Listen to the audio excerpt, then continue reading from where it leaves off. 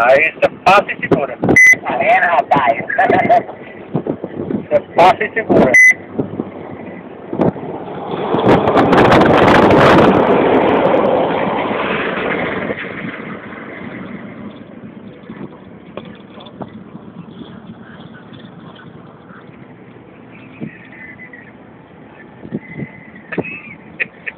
Meio de asa, devagarote. Segura, agora que eu vou passar. Cara, você vai estar o ar aqui.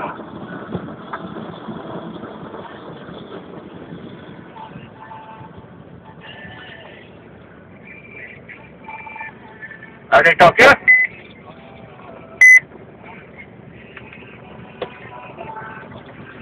Aí, pra passar.